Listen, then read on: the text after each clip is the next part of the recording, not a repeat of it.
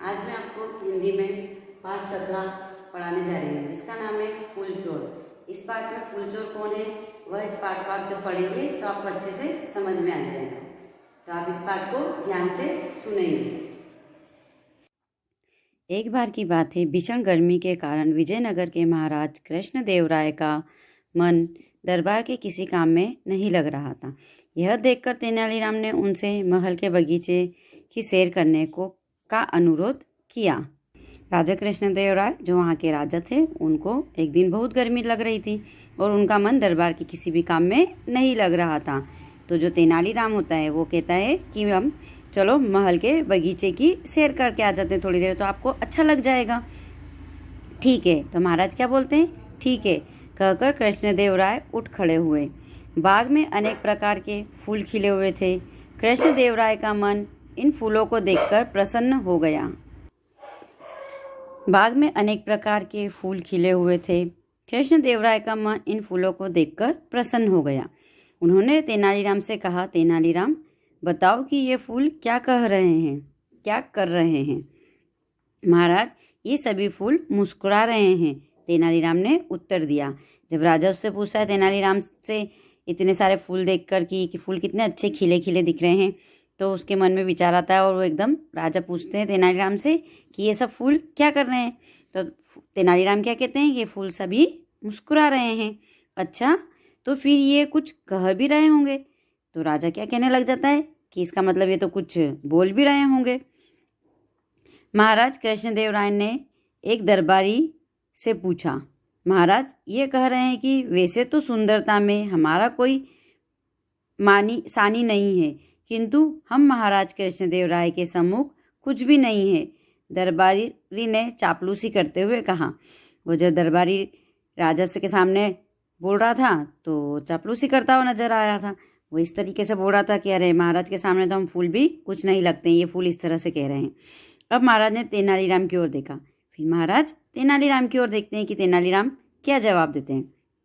तेनालीराम ने कहा, महाराज फूल हमेशा मुस्कुराते रहते हैं, उन पर बुराई या प्रशंसा का कोई असर नहीं पड़ता है, वे मुस्कुराने के लिए ही बने हैं। लेकिन तेनालीराम ने क्या जवाब दिया कि फूल सिर्फ मुस्कुराने के लिए ही बने हैं, वो कोई बुराई या प्रशंसा ऐसा कुछ भी नहीं समझते हैं।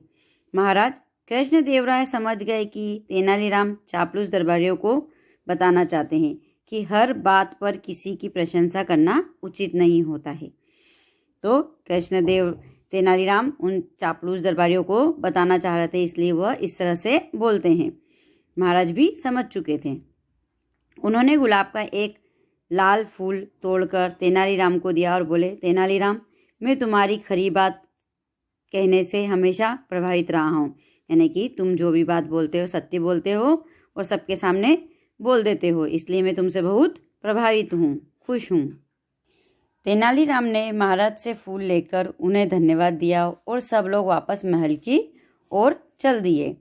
इस घटना के बाद कृष्णदेवराय अपने बगीचे में सप्ताह में 2-3 दिन अवश्य जाने लगे। दरबारियों को लगा कि तेनालीराम के कहने पर ही महाराज कृष्णदेवराय बगीचे में जाते हैं। इस बात से वे तेनालीराम के प्रति और ईर्ष्या से भर गए। उन सब दरबारियों को ऐसा लगने लगा था कि महाराज जब तेनालीराम बोलते हैं तो दरबार बगीचे में आ जाते हैं, नहीं लाते हैं तो नहीं आते हैं। तो सारे जितने भी दरबारी थे वो तेनालीराम से ईर्ष्या करने लग गए थे। एक दिन महाराज कृष्णदेवराय ने देखा कि पहले दिन लगे हुए गुलाब के फूल किसी ने तोड़ लिए हैं। उन्होंने सैनिकों को गुलाब का फूल चोरी करने वालों को पकड़ने के लिए कहा। अगले ही दिन सैनिकों ने चोर को रंगे हाथों पकड़ लिया। उन दिनों किसी चोर को राजा के समक्ष प्रस्तुत करने से पहले नगर में घुमाया जाता था। जब सैनिक गुलाब चोर को लेकर तेनालीराम के घर के सामने से गुजरे तो तेनालीराम की पत्नी ने उसे पहचान लिया। वह तेनालीराम का पुत्र था। वह भागकर कमरे में गई और तेनालीराम से अपने पुत्र को बचाने के लिए कहा। तेनालीराम बाहर निकले और जोर से बोले, मैं इसमें क्या कर सकता हूँ। वह स्वयं अपनी आँखों, तेज दांतों और जीभ का प्रयोग करके दंड से बच सकता है। ये जैसा कि आपको चित्र में दिखाई दे रहा है, जो सिपाही थे वो तेनालीराम के बेटे को ले जा रहे हैं और ये इसकी माँ खड़ी थी जो अपने बेटे को पहचान लेती है। तेनालीराम के पुत्र ने यह बात सुनी। वह अपने पिता की कही बातों का अर्थ समझ गया। उसे अपने हाथ में पकड़े गुलाब के फूलों को सैनिकों की दृष्टि से बचा कर खा लेना चाहिए। फिर जब तेनालीराम ने इशारे में अपने पुत्र से कहा कि इसमें मैं क्या कर सकता हूँ, वह अपनी आँखों को, तेज दांत और जीभ का प्रयोग से दंड से बच सकता है। तो तेनालीराम का बेटा अपने पिता की बात को समझ चुका था। तो वह क्या करता है कि उस दृष्टि से बचाकर क्या करना चाहिए, फूल को खा लेना चाहिए, सैनिकों की दृष्टि से बचाकर। उसने तुरंत ही सैनिकों की नज़रें बचाकर बड़ी ही तेजी से अपने हाथ में पकड़े हुए गुलाब के फूल को खा लिया। और वो क्या करता है, गुलाब के फूल को खा लेता है। कुछ ही देर में तेनालीराम के पुत्र को दरबार में प्रस्तुत किया गया। एक सैनिक आगे बढ़कर बोला, महाराज, गुलाब तोड़ने वाले चोर को रंगे हाथों पकड़ लिया है। राजा ने तेनालीराम के पुत्र को देखा तो चौंक पड़े। उन्हें यह देखकर और भी आश्चर्य हुआ कि जिसे सैनिक चोर कह रहे थे उसके पास कोई गुलाब का फूल नहीं था। तेनालीराम का पुत्र हाथ जोड़कर बोला, महाराज, मैं आपके बगीचे में टहल रहा था कि इन सैनिकों ने मुझे पकड़ लिया और चोर चोर कहते हुए सारे नगर में घुमाने लगे। मैं इनसे कह रहा हूँ कि मैं चोर नहीं हूँ, किंतु ये मेरी बात मानते ही नहीं है। कृष्णदेवराय ने सैनिकों से पूछा, यदि ये बालक चोर है तो इसके पास गुलाब का फूल क्यों नहीं है? महाराज, हम इस बालक को गुलाब के फूलों के साथ ही पकड़ा है, एक सैनिक बोला।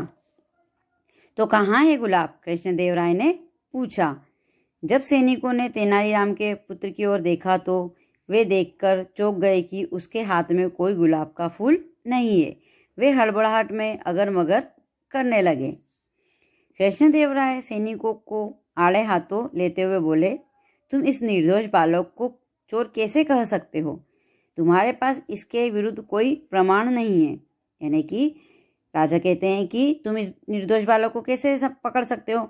इसके खिलाफ तुम्हारे पास कोई सबूत तो है नहीं और तुमने इसको पकड़ लिया। इसे तुरंत छोड़ दो और भविष्य में किसी निर्दोष को इस तरह झूठे अपराध में मत फंसाना। इस प्रकार तेनालीराम की चतुराई से उनका पुत्र जेल जाने से बच गया। तेनालीराम से ईर्ष्या करने वाले दरबारियों को एक बार फिर से अपना सा मुँह लेकर रह जाना पड़ा। जो दरबारी थे वो सब तेनालीराम से जलते थे, वो सब छोटा सा मुँह करने लगे वापस, क्योंकि वो तेनालीराम के खिलाफ कोई सबूत नहीं ला सके थे। और वह अपने बेटे को भी इसी तरह से चंट और तेज चालक बनाया था कि अगर सबूत होता तो उसको पकड़ लेते, लेकिन अपनी चतुराई से, अपनी बुद्धि से उन्होंने अपने बेटे को भी बचा लिया था जेल जाने से। तो हमें हमेशा चतुराई से काम लेना चाहिए। कहानी में फूल चोर था, वह तेनालीराम का बेटा था, लेकिन तेनालीराम अपने बेटे को अपनी चतुराई से जेल जाने से बचा लेता है। तो ये आप लोगों ने आज इस पाठ को पढ़ा है और समझा है। तो आप भी अब इसको अच्छे से रीड करेंगे। Okay, bye.